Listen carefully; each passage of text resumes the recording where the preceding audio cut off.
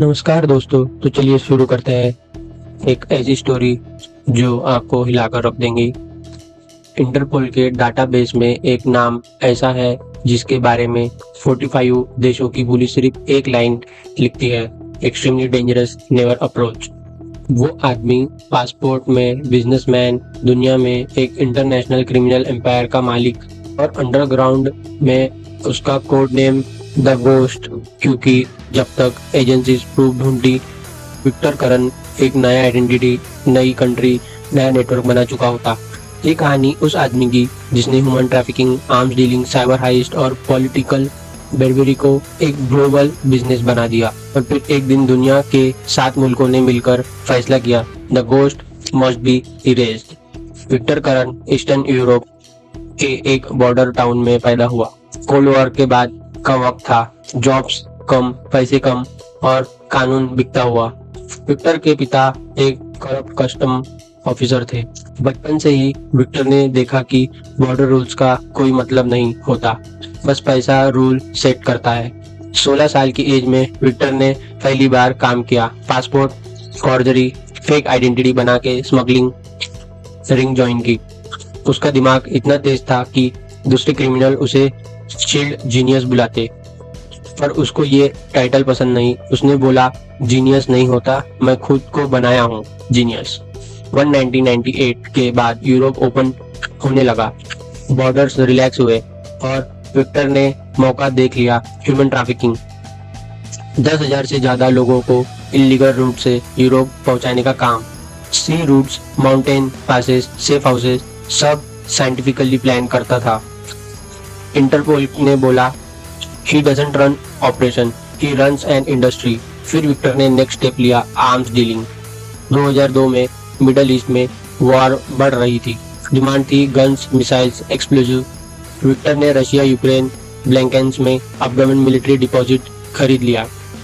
यहीं से वेपन्स गायब होते और मिडल ईस्ट में दिखते।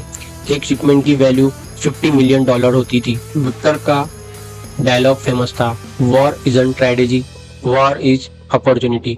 CIA, M16, मोसाद सब विक्टर के ट्रैक करने लगे और विक्टर अब एक नया एम्पायर बना रहा था, साइबर एम्पायर।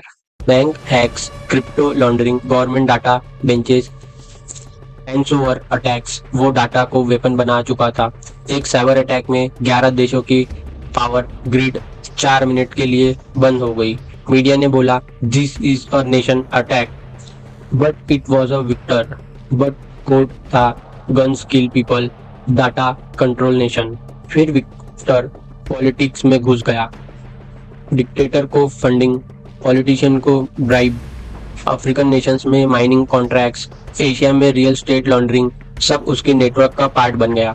एक कंट्री ने तो उसे डिप्लोमेटिक पासपोर्ट भी दे दिया, officially trade adviser, reality crime minister. Victor अब अनटचेबल लग रहा था। VIP launch, private jet, high value, immunity, सब कुछ मिल गया। लेकिन फिर उसकी जिंदगी का सबसे बड़ा ट्विस्ट आया।